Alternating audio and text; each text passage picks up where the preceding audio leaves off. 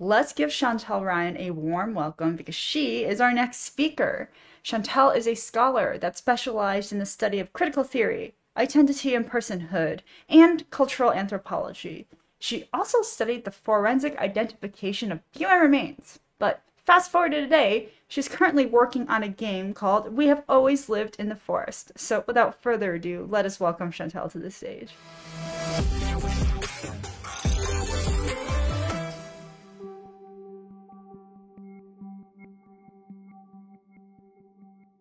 Hi, I'm Chantel, and today I'm going to talk to you about semiotic NPC design.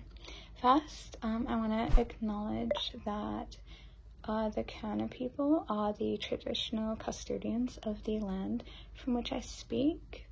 I want to acknowledge the deep feelings and relationship of the Kaurna people to country, and that we respect and value their past, present, and ongoing connection to the land and their cultural beliefs. I want to acknowledge that sovereignty was never ceded and that this was and always will be Aboriginal land. Now, I am Chantel Ryan. I am from Australia and I'm the founder of the studio We Have Always Lived in the Forest. I am also an anthropologist. I have an English degree. And I specialize in a whole bunch of things, but identity, personhood, and selfhood are kind of the things that I'm gonna be digging into today. I'm also a writer, and I've spent the past few years getting really nerdy about AI and emergent systems.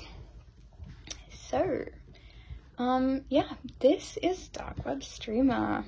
That is the game that my studio is currently making, and the reason I'm talking to you about this kind of thing today. It is a narrative simulation game in which you play as an occult streamer trying to get famous on the internet. And the reason I started making the game is because I kind of just wanted to investigate the human psyche. I watched real streamers do some strange, interesting things, like do 48-hour live stream marathons. And that really made me wonder, what is it about humanity that will drive us to make decisions that will physically damage us in order to do something like pursue fame? And I think that games are really incredible for causing us to have an opportunity to investigate these kinds of things in a really deep level. We are able to simulate humanity. That's really amazing to me.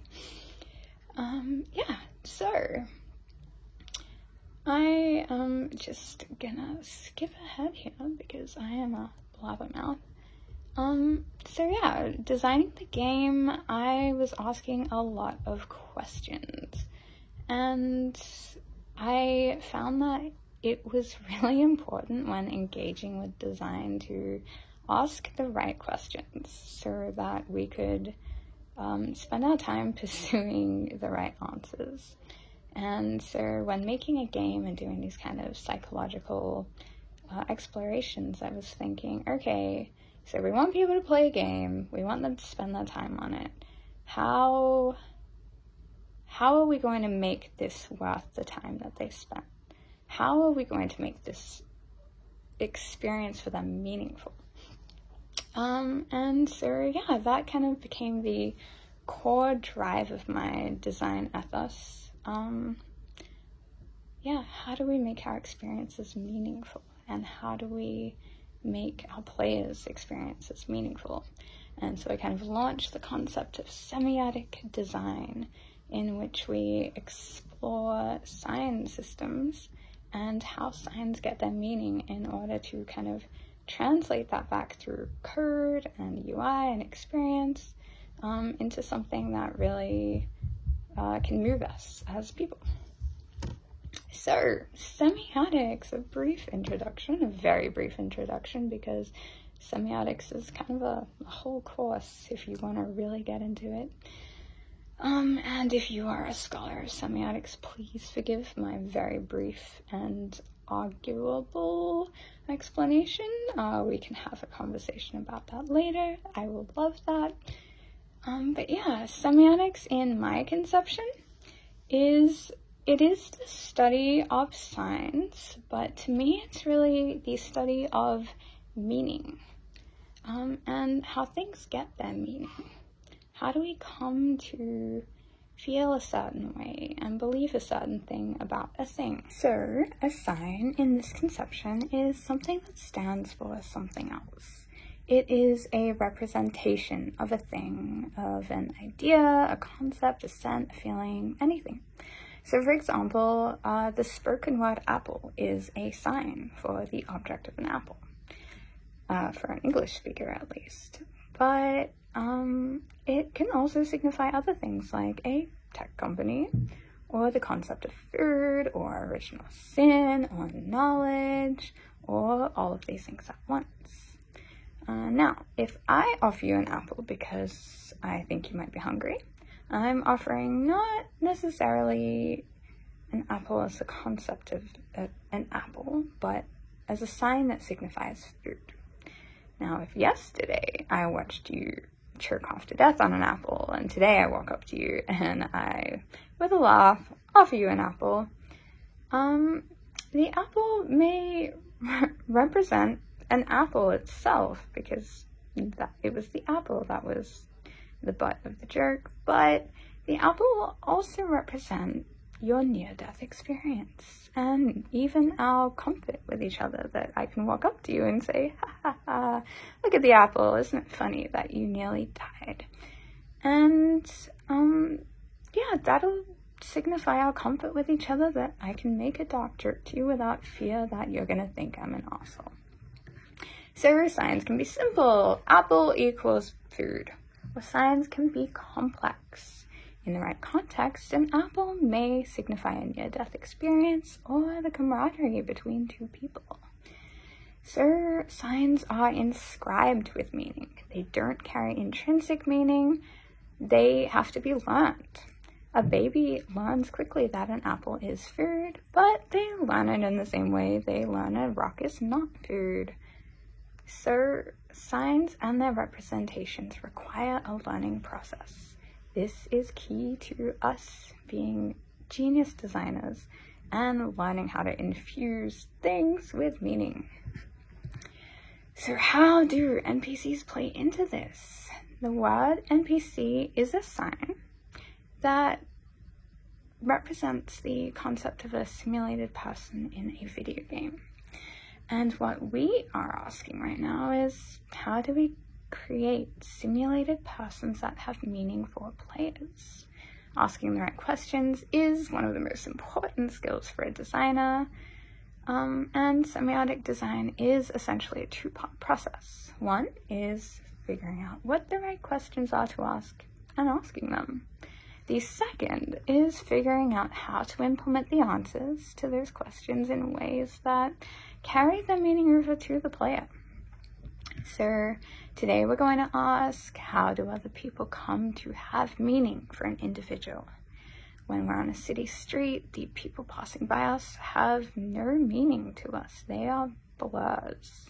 We barely see them because we don't have context for who they are. They're just fellow moving beings. And then we can meet one of those people, and suddenly they do take on some kind of meaning for us. Maybe they're annoying, or intriguing, or intimidating, or alluring. What are the processes that lead us from being a conceptual blur of existence to someone we perceive as a person and an individual with a unique identity? What differentiates NPCs that we care about from ones that we do? So these are the questions that semiotic designers first begin to ask. How did these people come to have meaning? What signs were required? And how can we faithfully represent these signs in our games? So the questions venture into really anthropological territory, concepts of identity and personhood. Personhood concerns the question of, like, who has intrinsic value, who has rights.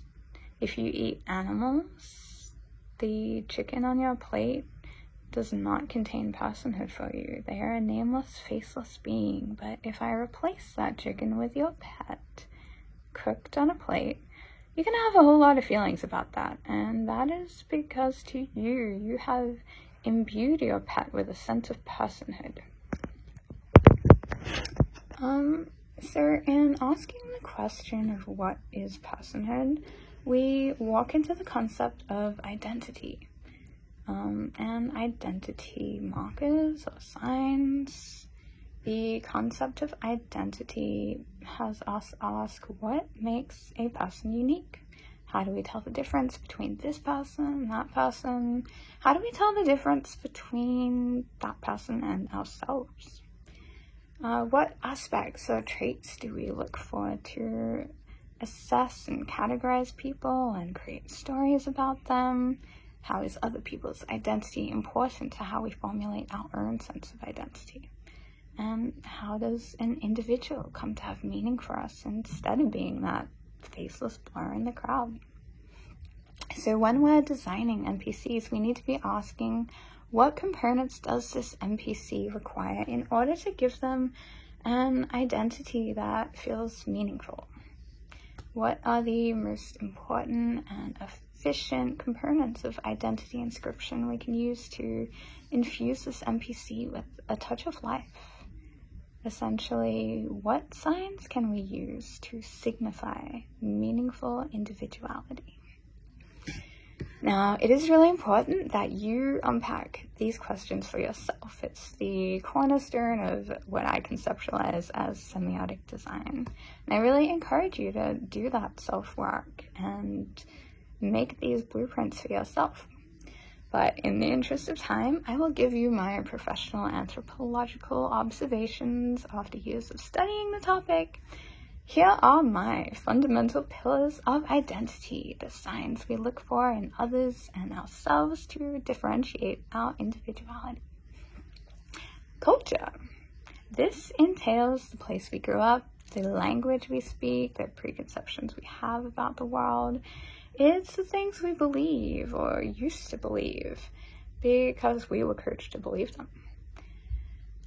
And it's about the expectations placed on us by the people we grew up around and the way we did or did not conform to them.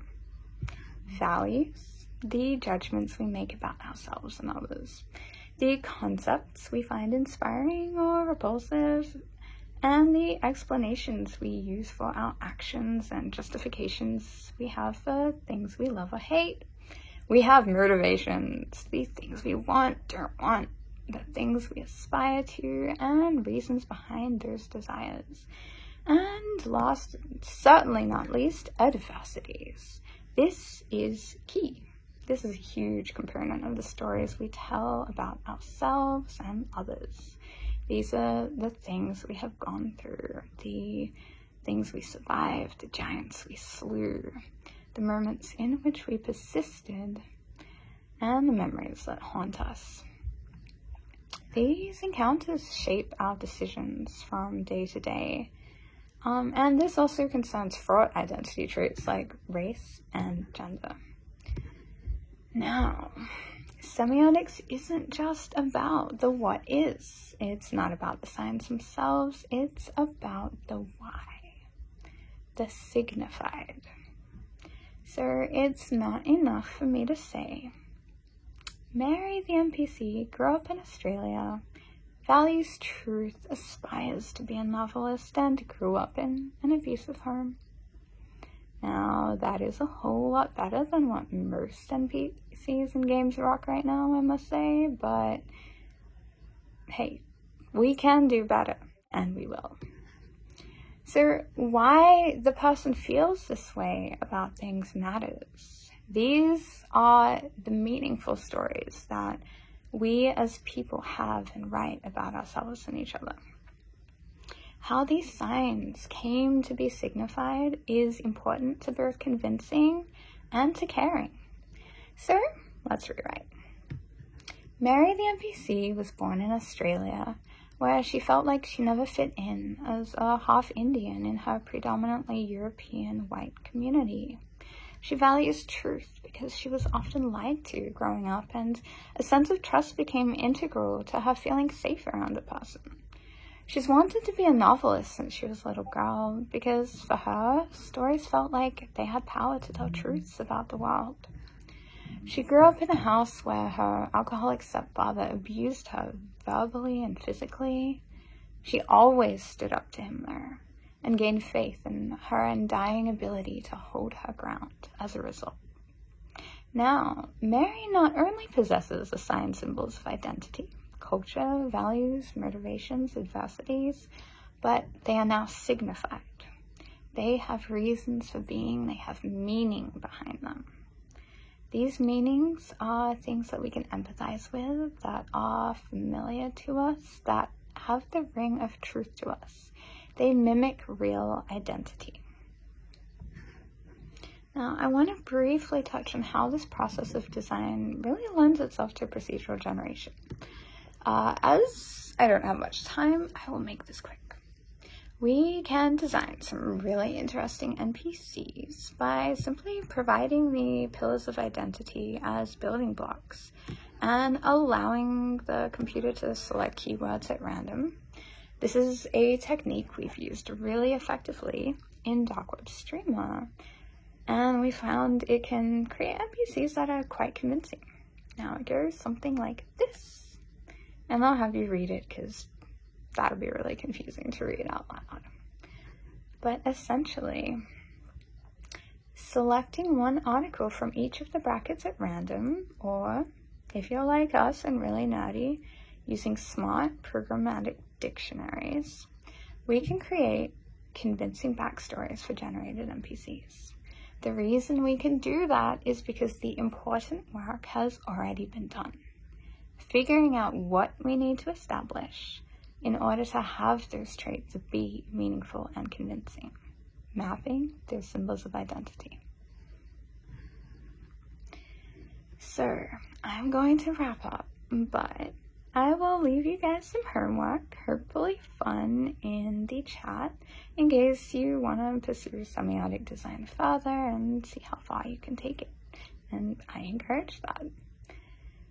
There is a lot more to this and my theory, including fun things like programmatic semiotics, and I'll be writing about that in the future if you want to follow my work and learn a little bit more about the super nerdy side of semiotic design.